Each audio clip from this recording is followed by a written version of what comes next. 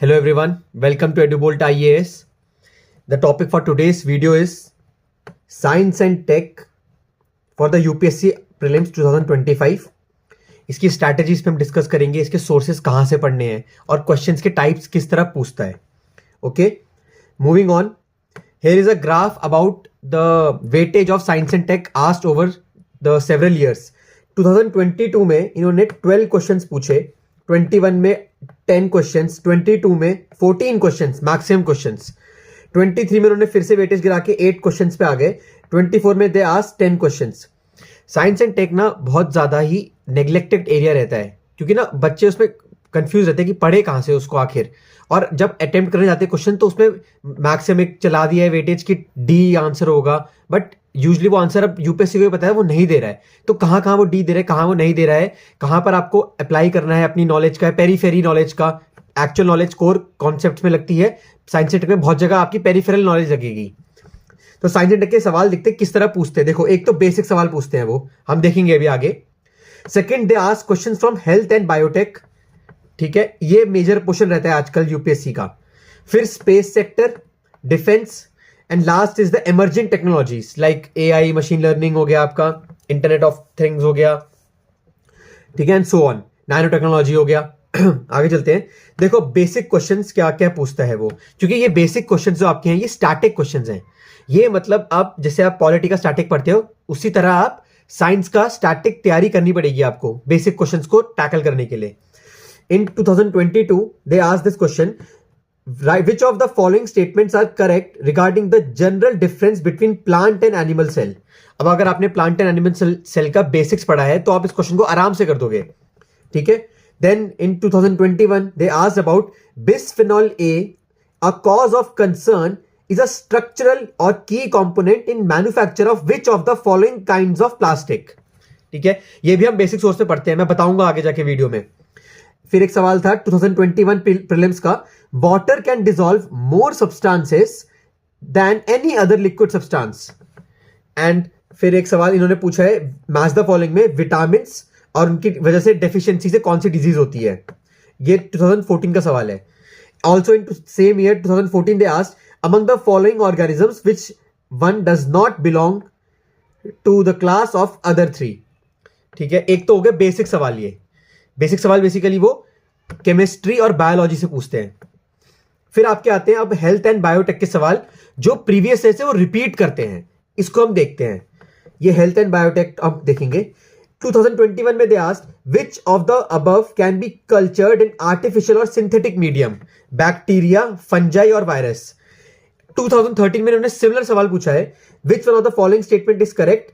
इसमें अगर आप सेकंड स्टेटमेंट देखेंगे, viruses can be cultured in any synthetic medium.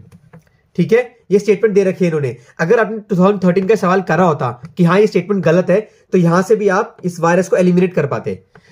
Second देखिए, जैसे इन्होंने पूछा what is Cas9 protein that is often mentioned in news. 2019 का ही सवाल था.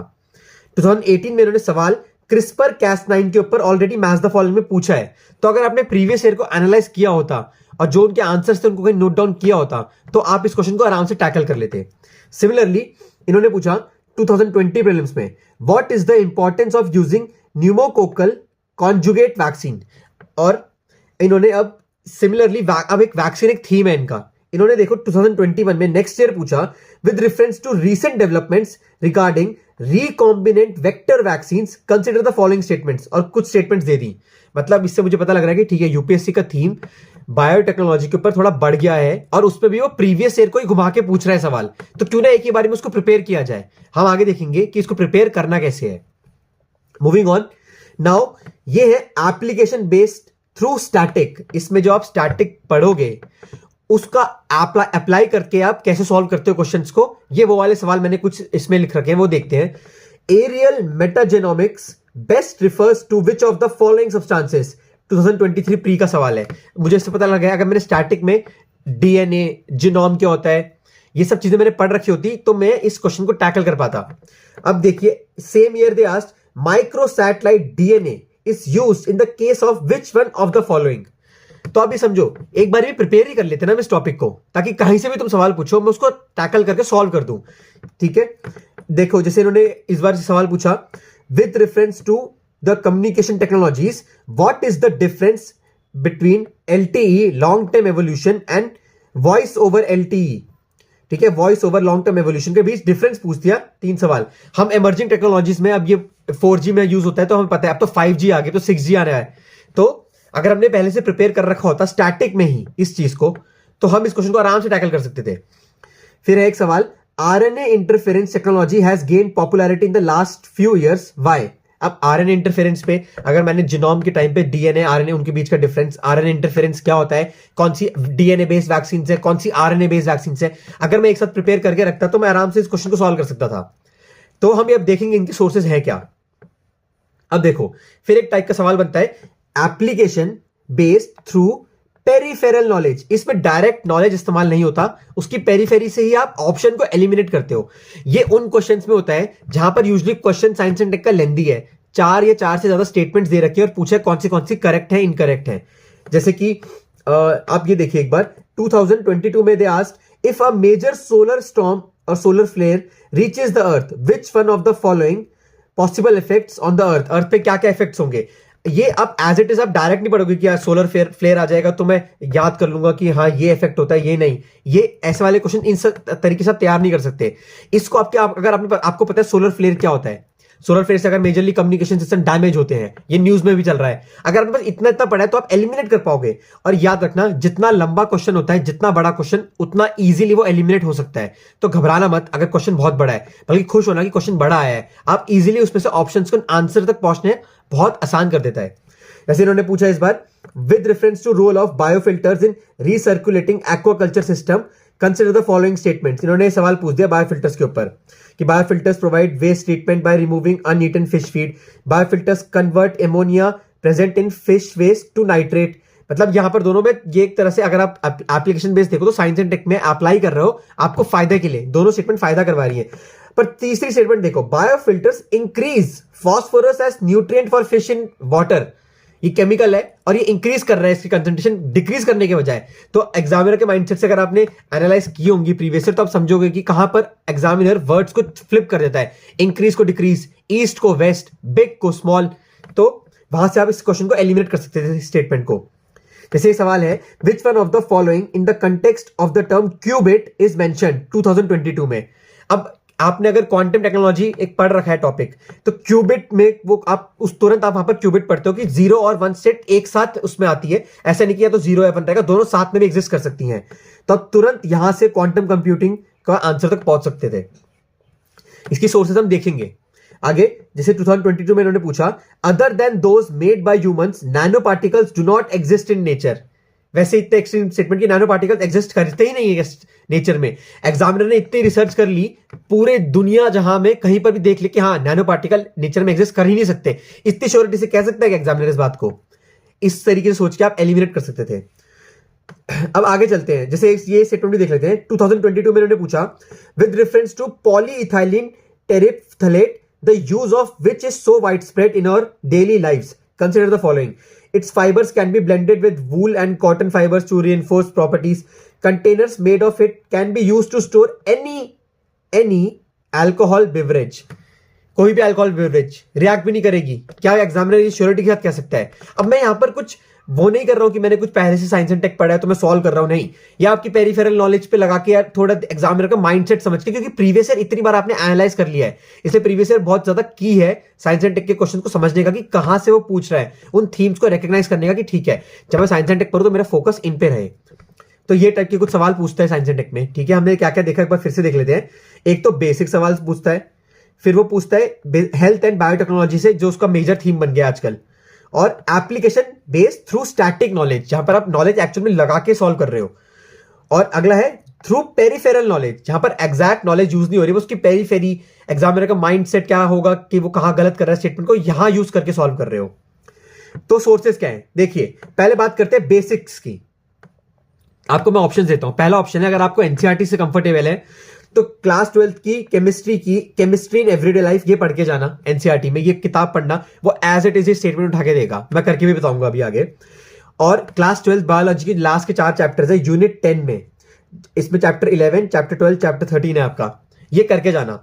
अगर आप इसमें कंफर्टेबल नहीं है कि एनसीईआरटी से आपको नहीं करना और बहुत इधर उधर आपको छांटना पड़ रहा है, तो आप एक काम करना, ये लूसेंट की बुक आती है जनरल साइंस की, जनरल नॉलेज की, इससे एटलीस्ट केमिस्ट्री और बायोलॉजी करके जाना। मैंने उसका कंटेंट इंडेक्स का डाल रखा है। देखो केमिस्ट्री में इन्होंने substance and it's nature, atomic structure, periodic classification, chemical bonding क्या होता है।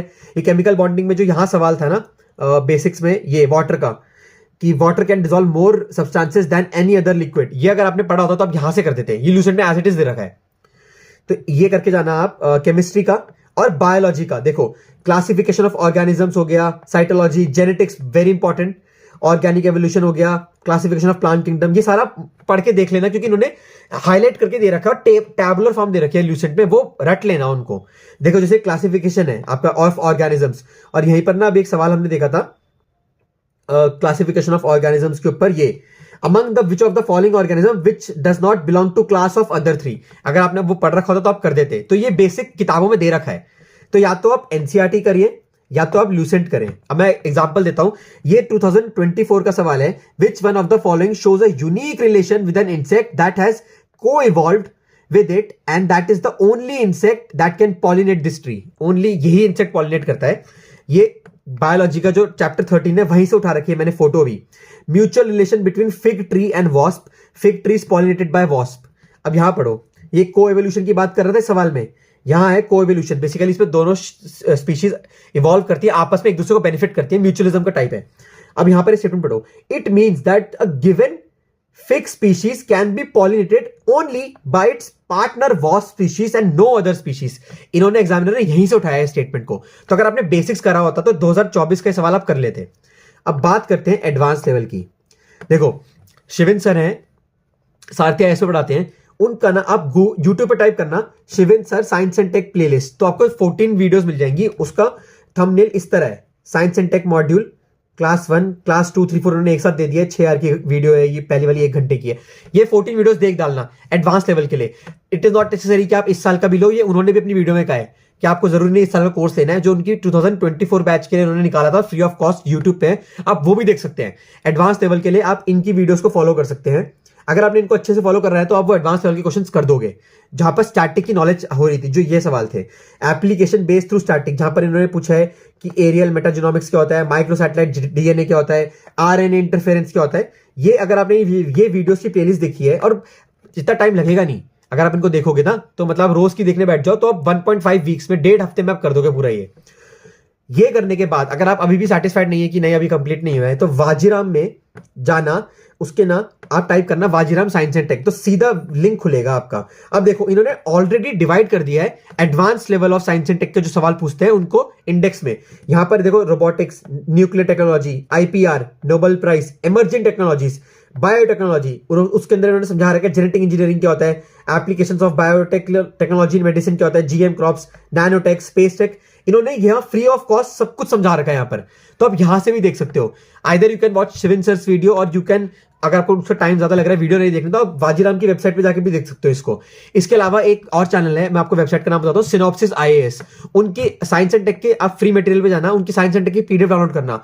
उन्होंने भी, मैं आपको लिख के दे देता हूँ ये सिनॉप्सिस आईएएस का, तो इन्होंने भी